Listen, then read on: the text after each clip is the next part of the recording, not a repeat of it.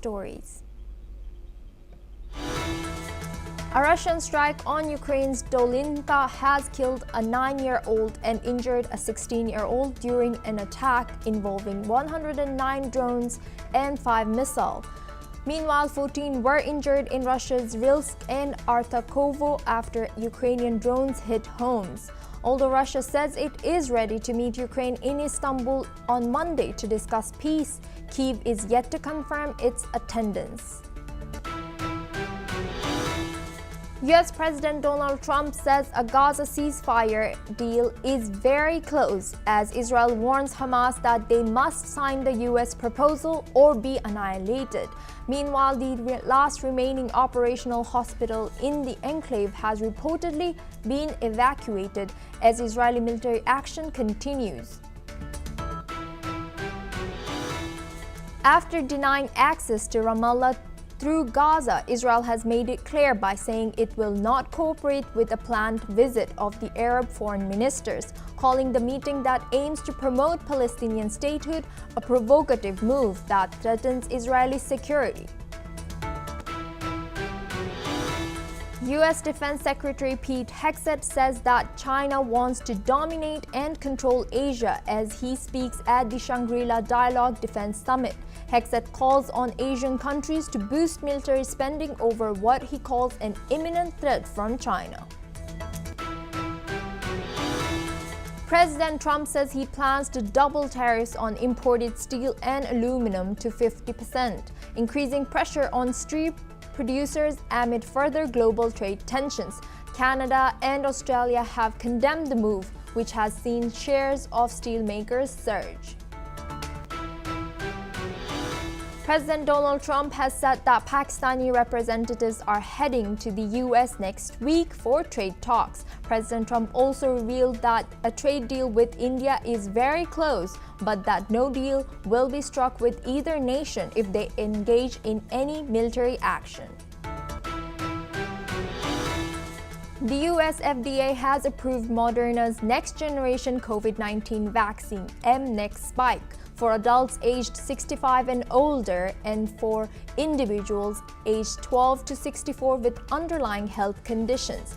The vaccine is expected to be available for the 2025 to 2026 respiratory virus season. In the latest turn of events in the Israel-Gaza conflict, a convoy of tractors from kibbutzim across Israel arrived today at Hostages Square in Tel Aviv, calling for the return of hostages held in Gaza. Meanwhile, the United Nations has warned that Gaza is the hungriest place on earth. Jens Laerke, spokesperson for the UN Office for the Coordination of Humanitarian Affairs, said Gaza is the only area in the world where the entire population faces famine. In the United States, President Donald Trump said Israel and Hamas are close to agreeing on a temporary ceasefire. The proposal put forward by Trump's special envoy Steve Witkoff includes a 60-day initial ceasefire, with White House saying Israel has approved the plan, but Hamas is still reviewing it, saying it favors Israel and does not meet their demands. Israel's Defense Minister Israel Katz issued a stern warning to Hamas, urging them to accept the ceasefire proposal or face annihilation. According to reports, Israel is set to block a planned meeting in Ramallah in the occupied West Bank, ahead of an international conference on Palestinian statehood scheduled for June 17 to 20th in New York. The conference is co-chaired by France and Saudi Arabia. At the United Nations, the Arab group strongly rejected Israel's and the US-backed humanitarian aid distribution mechanism in Gaza, calling it a violation of international law. Mohammed Abu Shahab, the UAE envoy and leader of the Arab group, urged the Security Council to act immediately to end the war and Israel's blockade of Gaza. He condemned the use of starvation as a weapon of war and called for an immediate, unconditional, and permanent ceasefire, along with the release of all hostages and detainees. Now we have guests joining us, Ali M. Abushbak, independent Palestinian researcher from Cairo. Thank you for joining us, Ali. Israel's defense minister has issued a harsh warning to Hamas. What exactly does the latest UN-backed ceasefire proposal include? Thank you, Osama, for having me. And in the fact, the situation on the ground, it's not like easy as we hear from in media and from the report that Hamas do accept the report or accept the deal with Israel or the ceasefire temporarily. So the thing is, yesterday Donald Trump, he confirmed that we are so close to the deal between Hamas and Israel for temporary ceasefire. At the time, Hamas going to release 10 hostages that captive in Gaza, and for 60 days of ceasefire between Gaza and Israel. Up to now, and this is the proposal put by Witkoff, and up to now, since past 1 week, we are hearing there is a progress and there is a development in this negotiation or talk between Hamas and Witkoff through the mediator, or from direct or indirect talk between Hamas and the mediator. So the things is, up to now, there is a report. They said Hamas has a positive perspective about the new deal, despite there is no guarantee for ceasefire that will have Israel could be at any time during the 60 days of ceasefire could be resumed the fire and the fighting in Gaza. Meanwhile, yesterday night, Israel asked some Palestinians from northern part of Gaza to displace their area, especially from Jabalia and from Jabalia city, Jabalia campaign, refugee camps, as well as from Al-Karama neighborhood, that from western northern Gaza. So the things is, up to now, it's not clear whether Hamas is going to be accepted the new deal with the 60 days temporary ceasefire or no. Hamas confirmed there is a red lines for the acceptance of the new deal should be a guarantee 100% for Israel will not resume the war in Gaza. And also, at the same time, the Palestinian function, other Palestinian parties accept the new deal as a temporary solution, because they have to dodge the bullet in Gaza. The situation is completely miserable, and the people are suffering from the famine and starvation. So I guess this is a good breathe, not for Hamas, either not for the Israeli IDF or Israeli forces, but also for the people who are looking for a temporary breathe, and they are looking for a temporary rest from this continuous bombardment and reckless bombardment in Gaza.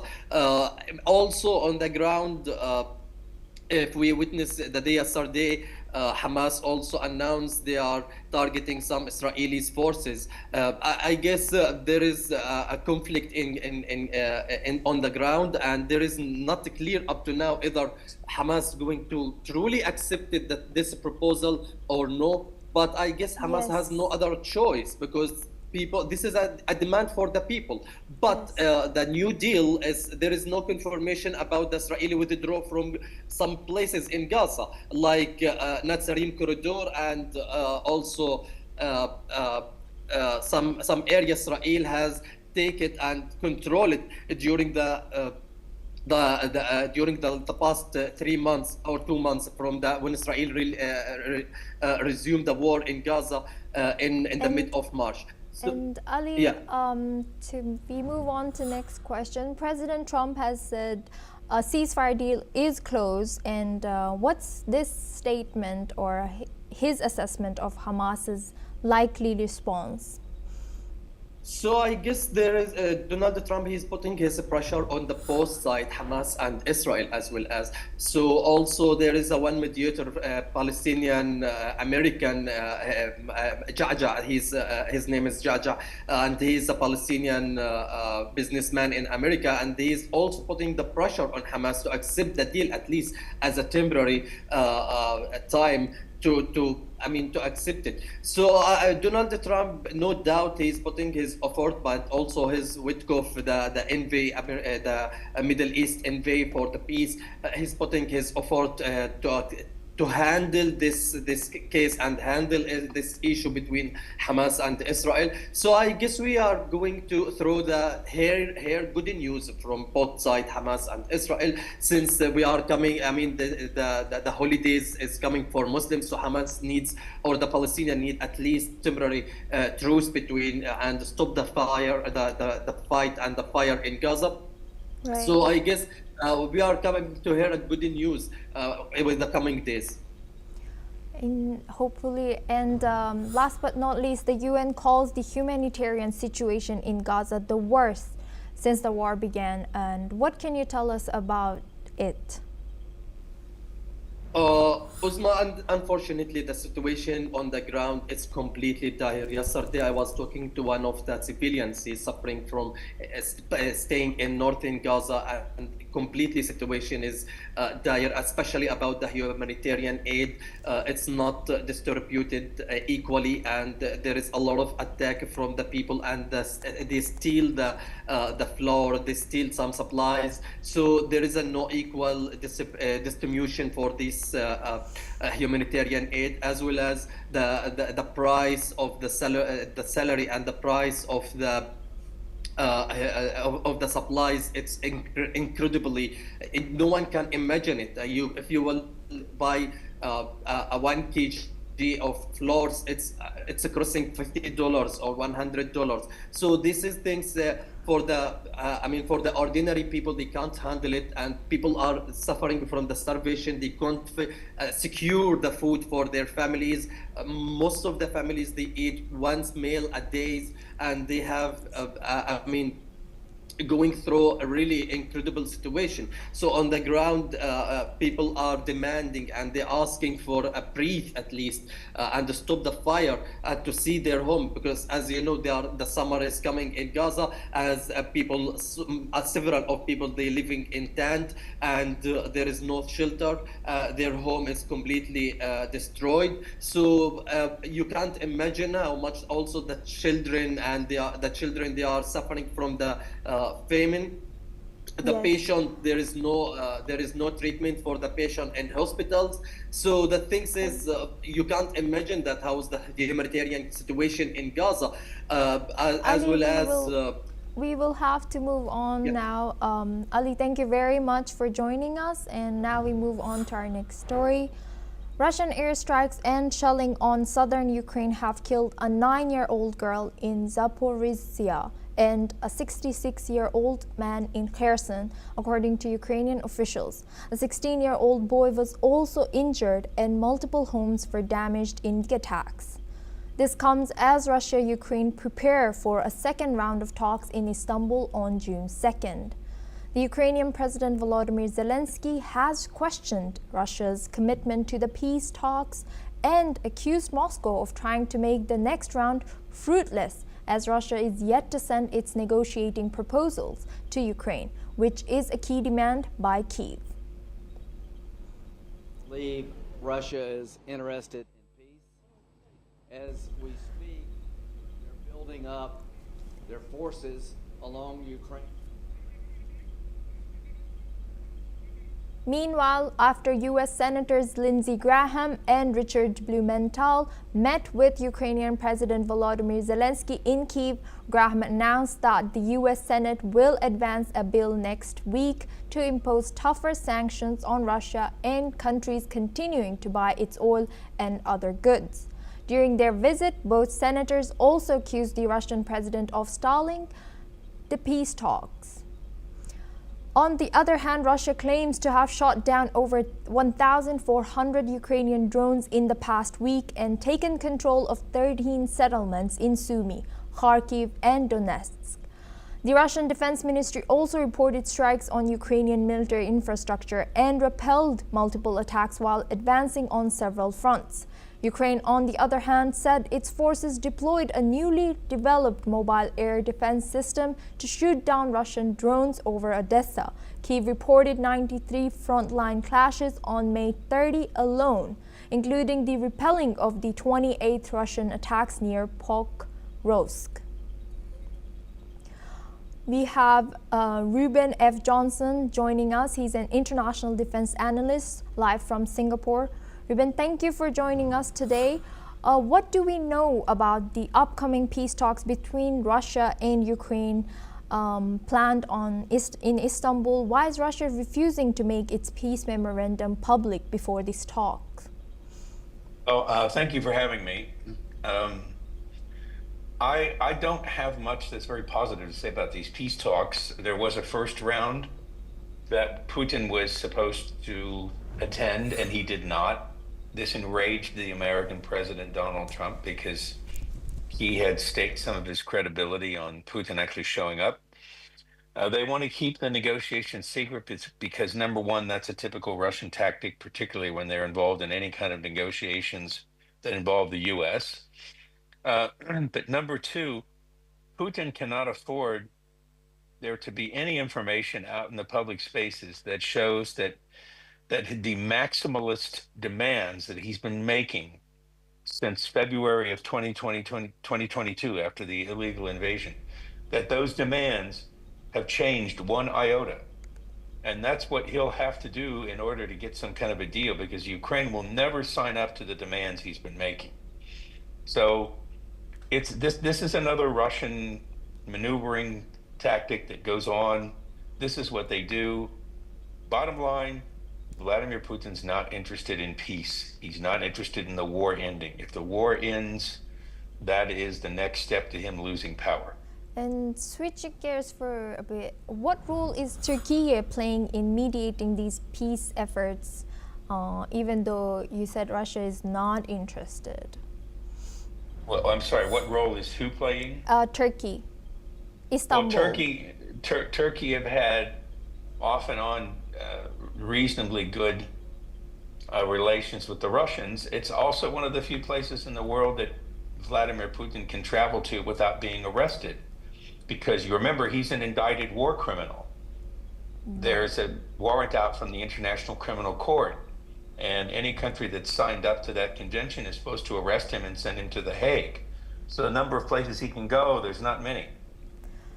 And President Trump called both Putin and Zelensky stubborn. How might that affect his mediation efforts? Well, how do I want to say this? Calling President Zelensky stubborn when it's his country that's been invaded and his people that have been killed in the hundreds of thousands, I don't understand the use of that language. I would say President Zelensky is being heroically adamant about his country's sovereignty and about holding Russia accountable for their many, many, many thousands of war crimes. So I don't understand the context of that. I think anyone who uses that term in relation to Zelensky is probably going to reduce their effectiveness in any negotiations as a mediator. And speaking of U.S., how do you feel about U.S. Senate planning to tighten sanctions against Russia and countries buying Russian goods? Do we have any information on what Senators Graham and Blumenthal discussed with President Zelensky during their visit to Kyiv? I can tell you the absolute numbers, and these are not my numbers. These come from General Keith Kellogg, who is President Trump's envoy for Ukraine, special envoy. He said this some weeks ago. He said, if you were to take the pieces of paper with all of the different sanctions that have been enacted against or imposed on Russia, if you take all of those sanctions collectively on a scale of 1 to 10, the level of pressure they would place on Russia on a scale of 1 to 10 is about a 6. However, he said, if you look at how they're being enforced, It's on the scale of 1 to 10, it's about a 3.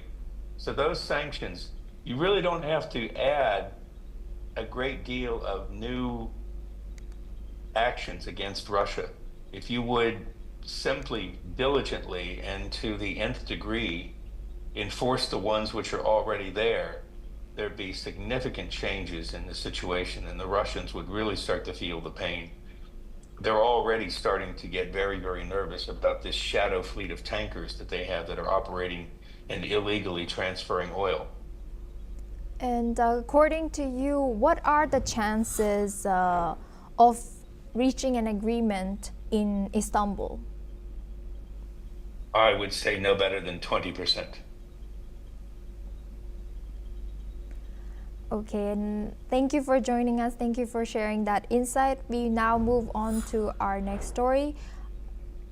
Pentagon Chief Pete Hegseth has delivered a stern warning that China is preparing to use military force to alter the status quo in Asia. Speaking at the Shangri-La Dialogue in Singapore, Hegseth said the threat China poses is real and could be imminent, adding that Beijing is determined to dominate and control the Indo-Pacific region.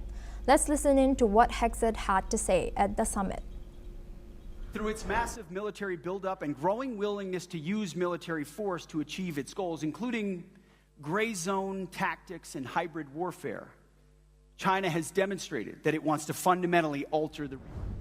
It has to be clear to all that Beijing is credibly preparing to potentially use military force to alter the balance of power in the Indo-Pacific.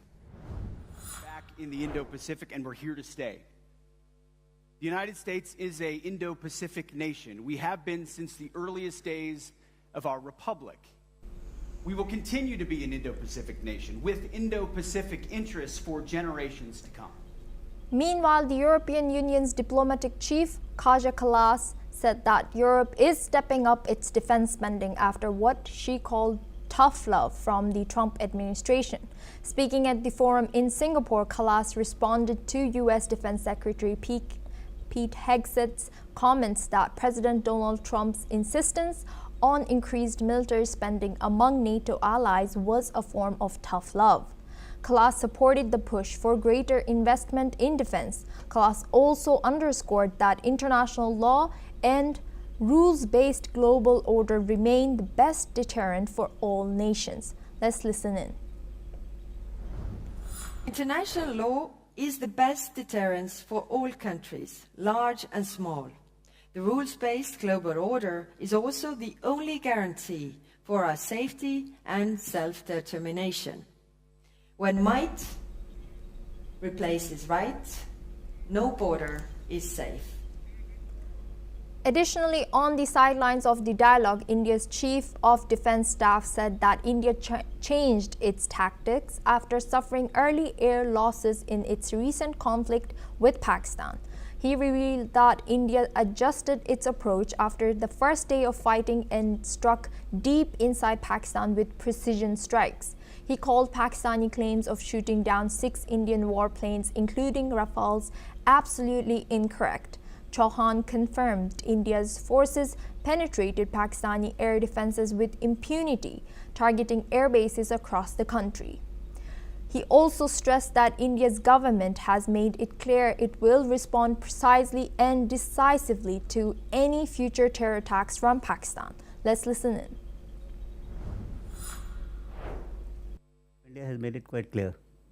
They have laid down the limits of the tolerance against terror activities emanating from Pakistan, and it's quite clear that India is going to respond precisely and decisively should there be any further terror attacks emanating from Pakistan.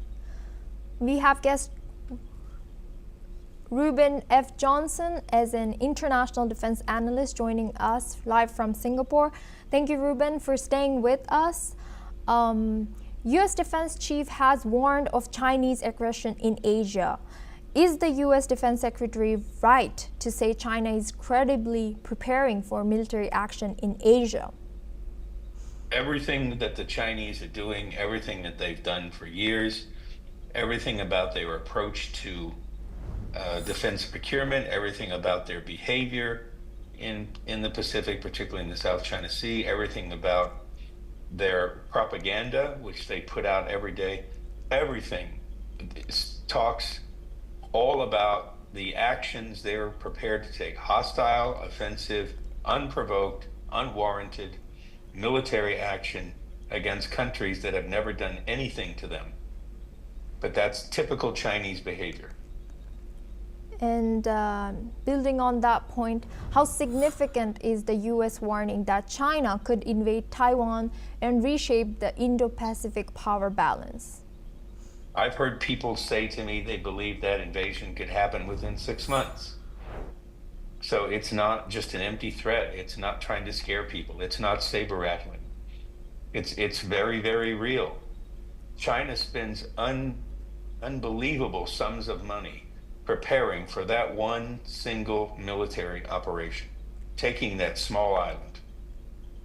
The amount of resources that they are pouring in to be able to do that, being prepared to do that, rehearsing to do that. When they send these aircraft flying around Taiwan to harass the island, and they send their ships sailing around the island, Admiral Paparo, who's here, Samuel Paparo, who's the Indo-Pacific commander for the United States military, based in Hawaii, he has said this flat out in the last month or so. He said, these are not training exercises. This is not the Chinese just trying to blow off steam or show their flag. These are rehearsals for an invasion. There's no question about it. And as tensions, as you've also mentioned, that as tensions rise in the South China Sea, how close are we to a direct clash between China and the Philippines? Probably even closer than we are to them trying to take Taiwan, because unlike Taiwan, the Philippines aren't very well armed and they're not a wealthy country. And they have far fewer military resources at their disposal. They're just now beginning to buy some more modern weapon systems. And according to you, why is Washington asking Asian allies to match Europe's defense commitments? And is that a fair demand? It's a fair demand, but it's not something that all the countries can match. If you're talking about Japan, South Korea, Taiwan, countries which are economically fairly well off, yes, it's a fair demand. If you're talking about the Philippines, Thailand, Malaysia, and these countries have a little bit more difficult time with this. I mean, military equipment's very expensive. It's even more expensive to own and maintain than it is to buy. And the Chinese are always going to be able to outmatch most of these countries in terms of numbers. And remember, there is no Asian version of NATO, okay? There are no constant meetings between all of the heads of all of the Asian military establishments. There is no treaty that says if one country is attacked, all the other countries will respond. It makes it a lot easier for China to go after people one at a time like a bully and try and piecemeal carve up pieces of Asia and turn them into spheres of influence. Now let's talk about India. India's defense chief now seems to admit losing jets in the recent clash with Pakistan. What more do we know about this 4-day conflict? I have to tell you, I have been in the business of writing about and analyzing air power for more than 30 years. I've never found a situation where I could not get a straight answer from anyone about how many jets India lost, how many of what kind. You know, one of the claims is that India lost 3 Rafale aircraft. I'd be very surprised if that was true, because I know this aircraft, I know the people who build it, I know the Dassault company very well. That aircraft has one of the best electronic warfare systems that there is. If they were shot down, something somewhere went very, very wrong. And I don't know what it is, because first of all, I can't get a straight answer from anyone. Secondly, I don't have access to all of the electronic intercepts that have been taken undoubtedly by the different intelligence agencies around the world, who could probably tell you exactly what went wrong. Thank you. And moving back to Singapore's Shangri-La talks, the EU's Kaja Kallas says Trump's tough love has boosted Europe's defense. Is this a shift from, or is this a shift in tone from Brussels? Well, it's not so much a shift in tone from Brussels, because remember, Brussels is the headquarters for NATO. Now, you've had NATO countries like Poland who've been rearming for years now because they know what the Russians are about. They know what the Russians are like. But you have other countries like Germany, which have been in denial. And I've had plenty of conversations in the last decade or more with different Germans in their defense apparatus, in their defense community. And I would say, well, you know, the Poles are buying all this military hardware, they're getting ready to go to war, they look at what the Russians are doing, and the Germans would always say, oh, those Poles, they're always exaggerating, you can't believe. So then guess what? Russia turns around and does exactly what Poland said. They invade Ukraine. And the current Polish foreign minister, Radek Sikorski, one of the first things he said to the Germans after the Ukraine invasion was, oh, I guess you're not going to say we're exaggerating anymore. So a lot of these Western European countries have been in denial. And they don't want to have bad relations with Russia because there's too much money to be made. Thank you very much, Ruben, for joining us and sharing a lot of insight. Well, that's all we have time for. We will continue to bring more news updates from around the world.